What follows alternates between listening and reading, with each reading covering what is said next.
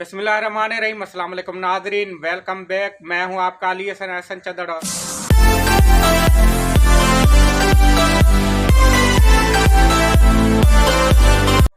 तो हम बात कर रहे थे हज़रत इदरीस अलैहिस्सलाम और हज़रत खिज़र अलैहिस्सलाम की।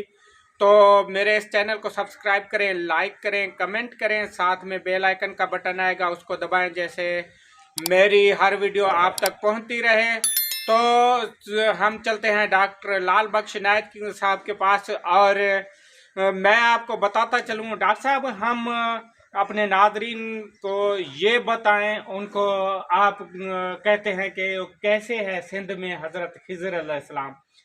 तो जो हमारा सखर बैराज है, जो सिंधु नदी है, हमारा मेहरान है, उसके बीच में एक जगह बनी हुई है सखर के नज़दीक, जहां हज़रत खिज़र अलैहिस्सलाम की बैठक कहें हम, उसका आस्ताना कहें, वो बना हुआ है। तो हमारे नाज़रीन को बताएं कि वो आके वो देख सकते हैं। हम बेड़ियों पे, कश्तियों पे चढ़ के वहाँ जाते हैं, वहाँ का दीदार करते हैं, वहाँ दुआएं मांगते हैं। तो वो चीज़ें हमारे यहाँ मौजूद हैं। जो कहते हैं ना, असल में इन मेरे भाइयों, मेरे दोस्तों को ये पता नहीं है कि सिंध की सरहदें कहाँ तक थी। तो उनके लिए मैं बताता चलूं कि ये जो पाकिस्तान पूरा है, ये सिंध के हिस्से थे। आप काबुल तक जाएं, पर मैंने एक किताब में पढ़ा था कि ये 7 अकलीमें सिंध की थी।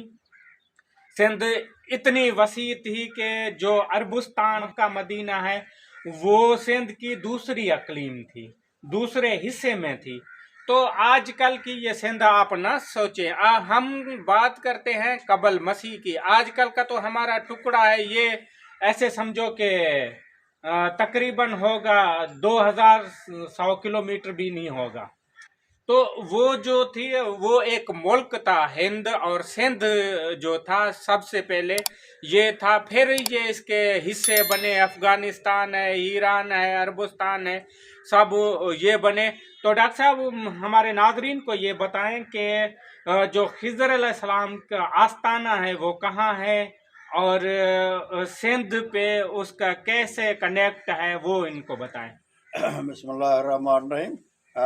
जिस तरह सवाल तो बहुत ही यानी इंटरेस्टेड भी है और मालूमाती भी है, तो मैं आपको हवाला जात दे के आपको साबित करूँगा कि ये जो लोग बेचारे ला इल्म हैं, ना ला इल्म है और सिर्फ दरबारी किताबों से उनका मुताला है, उन बेचारों को ये पता नहीं है। दरबारी किताबों से भी उनका मुताला नहीं है, बस वो उनके जहन में जो हाँ इल्म, वो ये कहता है कि हाँ आप हर किताब से हवालात दें।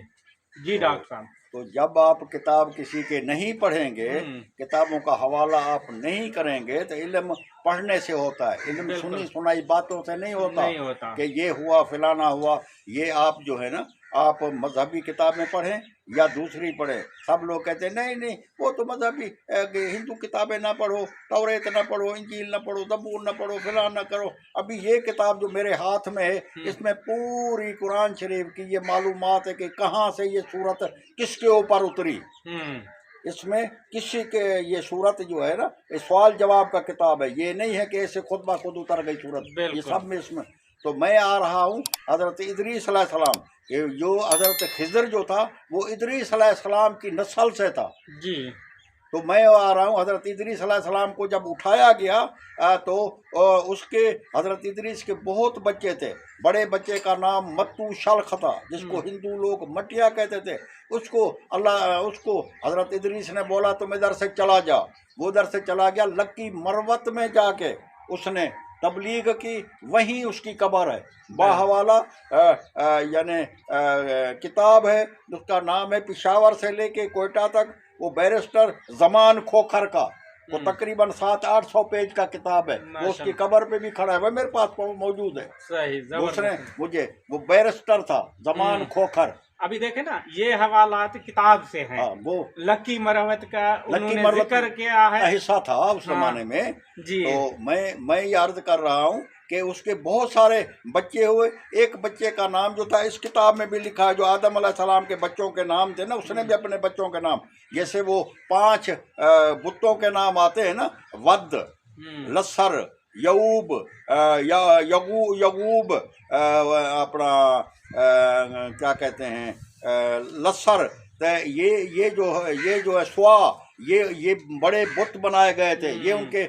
हज़रत इदरीस के बड़े पाक दामन नेक मर्द इंसान थे। उनकी तज़ीम के लिए उसी ज़माने में कबल मसीह की बात है, तो उसमें उनके बुत बनाए गए थे। बाद में लोग उन्हें पूजा शुरू कर दी, तो ये भटक गए। ये वो जो मैं नाम बता रहा हूँ, ये किताब लिखता है, हमारी दूसरे किताबों में भी है कि हज़रत आदम के बच्चों के नाम भी यही थे, क्योंकि हम नाम रख रहे हैं ना एक दूसरे के। मैं लाल बख्श हूँ, मैं 6 लाल बख्श, 8 लाल बख्श पहले गुजर चुके मेरे खानदान। और हमारे यहाँ होता ऐसे है कि हमारा दादा फौत हो गया, फिर उसका जो हमारा बेटा होगा हमने उसके ऊपर नाम, जैसे मेरा बेटा ये गुलाम हुसैन है जो हमारा कैमरामैन है, तो मेरे भाई था वो गुजर गया, मेरे भाई का नाम अब इस गुलाम हुसैन पे है। तो जी इस तरीके से इसमें बहुत सारे हजरत आदम के बच्चों के नाम लिखे हुए हैं, जो हमारे किताब पीढ़ी नामे में भी दिए गए हैं। उसके अलावा काफ़ी किताबों में दिए गए हैं। हजरत सिंध जामोट हाजी खान चाचड़ ने भी दिए हैं इस तरीके से। जैसे हाजी खान चाचड़ का नाम आया है क्योंकि ये सिलसिला हमसे जुड़ा हुआ है, आपसे जुड़ा हुआ है। शबीर पिराही हो या करीम बख्श चन्ना हो, ये हमारे बहुत ज़बरदस्त नाम हैं। अकरम सुमरो साहब हों, क्योंकि ये सिंध के वो लोग हैं जो अदब पे काम कर रहे हैं। मेरा ताल्लुक़ शायरी से है, तो मैं आपको बताता चलूं कि जो दुनिया में पहला शायर था वो दादा आदम था। जब हाबील को काबिल कत्ल करता है, उसके ऊपर मैं आऊँगा। हाँ, तो उसी गम में हजरत आदम अलैहिस्सलाम ने शेर कहे थे कि ये सिलसिला जो है ना, शायर कहना, शायर भी इल्हाम है कुदरत की तरह से। हर इंसान के अंदर तो दर्द दुख है, मगर उसको बयां करने का तरीका जो शायर है वो हर किसी में नहीं है। तो ये सिलसिला जो है अल्लाह पाक किसी किसी में रखता है, किसी किसी को ये इनायत करता है। जी डॉक्टर साहब, तो हम हजरत इदरीस अलैहिस्सलाम के औलाद पे, इदरीस अलैहिस्सलाम के बड़े बेटे का नाम मतू शल्ख था, जिसको हिंदू लोग मटिया कहते हैं, जिसकी मज़ार मैंने बताया कि लक्की मरवत में आज भी मौजूद है। जी, बाकी बच्चों के नाम जो उसने हैं जिनके ऊपर बुत बनाए गए हैं 5 है, जो कुरान हकीम में भी बुतों का जिक्र है, बाल बुत का भी जिक्र है, जो हजरत महिलाइल अलैहिस्सलाम का बनाया गया था। लात बुत का भी जिक्र है, जो लात हजरत इदरीस का दूसरा नाम था।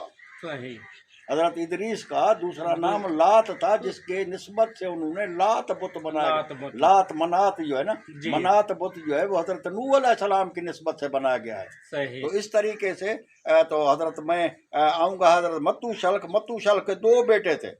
एक बेटे का नाम जो था नतक था, एक बेटे का नाम मलकान था, मलकान के बेटे का नाम इलियान था, इलियान उर्फ खिज़र था, जो हजरत खिज़र कहलाता है, जिसकी यानी हमारा सखर लैंसडाउन पुल के साथ दो शाखें आती हैं सिंध दरिया की, वो बहरैन है ना, दो जो कहते हैं, उनके बीच में एक सिंधी जबान में हम बेट कहते हैं। हाँ। दो वादी जैसे जजायर हो, जजायर एक जमीन का टुकड़ा निकल जावे, उसको हम बेट कहते हैं। उसी बेट कर का बेटड़ी हम कहते हैं, उधर उसका। नाजरीन, हमको आपको बताते चलें कि ऐसे बना हुआ है, आप कभी आए वहाँ देखें, दरिया बह रहा है, दरिया के बीच में एक ऐसा जो बेट बना हुआ है, ऐसी वादी बनी हुई है जहाँ पे वो रहायश गाह है हजरत खिज़र अलैहिस्सलाम की। आप वो आके देख सकते हैं, उससे अंदाज़ा लगाएंगे कि हज़रत खिज़र अलैहिस्सलाम सिंध ज़मीन का रहने वाला, सिंध धरती का रहने वाला था। तो हम डॉक्टर साहब इस पे वक्फा लेंगे, और दूसरी जो वीडियो होगी वो हम आएंगे हज़रत खिज़र अलैहिस्सलाम पे बात करेंगे। तो हमें दे इजाज़त, तो मेरे इस चैनल को सब्सक्राइब करें, लाइक करें, कमेंट करें, साथ में बेल आइकन का बटन आएगा उसको दबाएं, जैसे मेरी हर वीडियो का नोटिफिकेशन आप तक पहुंचता रहे। तो नादरीन फिर मैं आपको कहूँगा कि आप रिसर्च करें। आपको जो बात समझ नहीं आती आप डॉक्टर लाल बख्श साहब से पूछ सकते हैं। इस कमेंट के ज़रिए मैं आऊँगा डॉक्टर लाल बख्श नायत साहब के पास और आपके सवालों के जवाब देंगे। तो हमें दें इजाज़त। अल्लाह हाफिज़।